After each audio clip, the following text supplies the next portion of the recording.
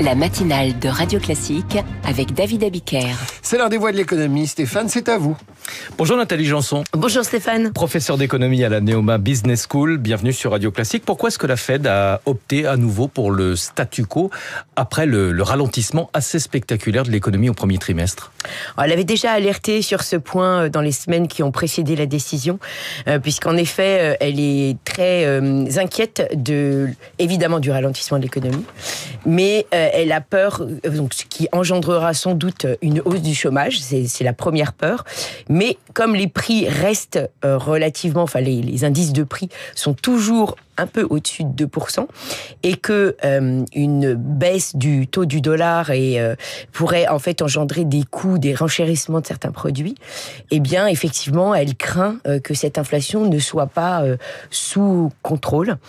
Et étant donné qu'elle a deux objectifs, la Banque centrale, effectivement la Réserve fédérale, contrairement à la BCE, a ce qu'on appelle un mandat dual, où elle doit à la fois faire en sorte que les prix restent autour de 2%, mais également elle a un œil sur le niveau du chômage. Donc lorsque les deux sont ne rentrent pas, c'est-à-dire il y en a un à la hausse et les prix aussi, donc les deux à la hausse, eh bien ça inquiète la Fed. Alors c'est justement ce qu'a expliqué hier soir Jérôme Powell, le président de la Réserve fédérale américaine. Il estime que la guerre commerciale va entraîner une accélération de l'inflation, un ralentissement de la croissance économique et une dégradation du marché de l'emploi, ce qui veut dire que la Fed, pour intervenir, devrait à la fois appuyer sur le frein et sur l'accélérateur.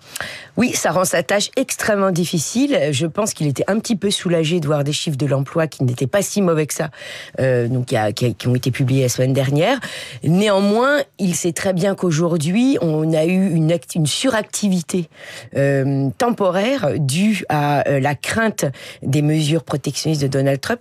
En quelque sorte, les entreprises ont anticipé des achats ou anticipé des commandes avant que la situation ne s'aggrave, mais ça ne veut pas dire que ça tiendra. Et donc, c'est pour ça qu'il attend de voir en fait la dégradation arriver. Alors on va sans doute lui reprocher, puisqu'on va lui reprocher son manque d'anticipation, parce que c'est le facteur clé dans ce cas-là.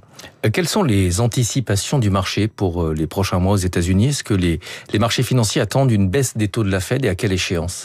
Oui, ils attendent une baisse des taux de la Fed, mais par contre, ce qui a un petit peu changé, c'est qu'on pensait qu'il allait les baisser plus vite, et donc le marché s'attendait à 4 baisses, alors que là, il a révisé, il s'attend seulement à 3 baisses d'ici la fin de l'année. Cette fois-ci, il n'y a pas eu de réaction de Donald Trump. Lors des réunions précédentes, il avait vivement critiqué Jérôme Powell. Le président de la Fed a un petit peu anticipé. Il a expliqué hier soir que les critiques répétées de Donald Trump n'avaient pas eu d'impact sur la décision de la Réserve fédérale américaine. Pourquoi c'est important pour une banque centrale de préserver son indépendance ? Alors effectivement, la question de l'indépendance est assez moderne comme concept et très important. Beaucoup d'études ont été faites pour montrer que plus une Fed et plus une banque centrale est indépendante et moins l'inflation est élevée. Maintenant, il est vrai que ce concept est un peu compliqué dans les faits. C'est-à-dire qu'on a des banques centrales qui peuvent être indépendantes sur le papier. Donc ça, c'était en fait la grande mode des années 80. Toutes les banques centrales se sont converties à l'indépendance, je dirais juridique. C'est-à-dire qu'effectivement, sur les statuts, alors il y a des règles de base. On doit avoir effectivement un mandat, par exemple, du banquier central qui est plus long que le mandat présidentiel. Ça, c'est une des premières règles. Après, il y a des règles de nomination, mais je dirais que dans le cas de la Fed, c'est quand même le président qui valide la nomination du président de la Banque centrale. C'est effectivement important parce que, comme certains économistes ont souligné, et notamment Thomas Sargent, en fait, on va perdre beaucoup plus facilement sa crédibilité qu'on ne va la regagner.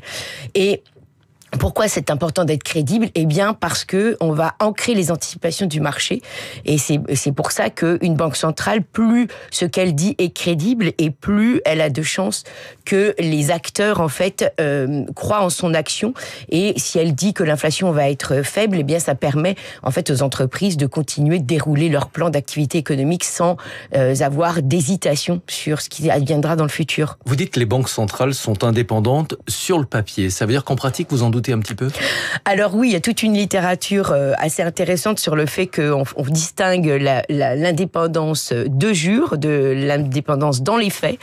Et le cas le plus emblématique pour l'illustrer, c'est la Banque centrale argentine, qui est indépendante sur le papier depuis les années 90, mais on voudra admettre assez facilement que dans les années récentes, même là, c'est en train de changer, elle était pas très indépendante. Donc en fait, il y a des pressions. En fait, on peut avoir des pressions politiques, tout simplement, qui ne s'exercent pas très clairement. Alors dans le cas de Trump, le seul mérite qu'il a, c'est qu'au moins il le dit très clairement. Oui. Donc il peut repousser beaucoup plus clairement aussi, Powell, les pressions. Mais il est vrai qu'il y a des pressions qui peuvent agir à travers aussi ceux qui siègent au comité, qui peuvent être sous pression pour orienter la décision. Donc si vous voulez, c'est un petit peu plus compliqué que de juste dire c'est indépendant. Mais c'est vrai que l'indépendance sur le papier a peut-être en effet mis un coup de projecteur, ou en tout cas insisté sur le fait que ce facteur était déterminant pour la stabilité du pays. En Europe, lorsque Christine Lagarde a été nommée à la présidence de la Banque centrale européenne, certains avaient noté que c'était une décision politique, puisque Christine Lagarde n'est pas économiste à la base. Vous êtes d'accord avec cette analyse ?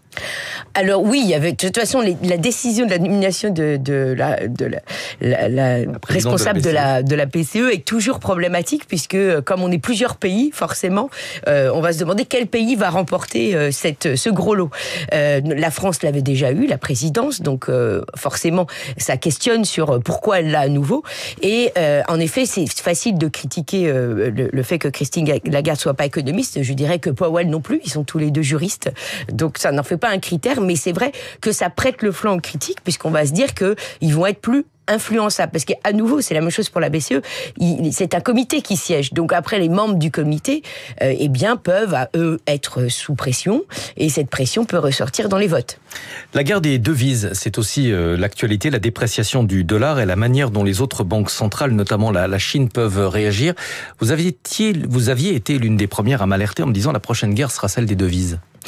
Oui, tout à fait. Alors, la guerre de devises, ça fait longtemps qu'elle a lieu avec la Chine, puisque la Chine, il faut rappeler, est un pays qui manipule sa monnaie depuis toujours. Elle n'a jamais arrêté, puisqu'elle la contrôle. Et ce qui est très drôle, c'est qu'en fait, ça en fait même un frein pour rivaliser le dollar. Puisqu'en fait, on parle beaucoup aujourd'hui de dédollarisation, avec les événements qu'il y a eu sur le marché. Effectivement, on a eu des situations inédites, avec des bons du Trésor américains qui ont été boudés, alors que d'habitude, c'est là où on se réfugie en cas de tension. Et en fait, la Chine qui n'arrête pas, je dirais, de mettre des obstacles sur la route des États-Unis pour essayer de rivaliser. En même temps, ils contrôlent tellement leur marché financier et leur monnaie qu'en fait, ça les empêche de rivaliser avec le rôle du dollar aujourd'hui. Donc la guerre des devises, effectivement, va continuer. On voit bien que l'Europe aimerait bien profiter de cette opportunité inédite. Je ne suis pas sûre qu'elle y arrive.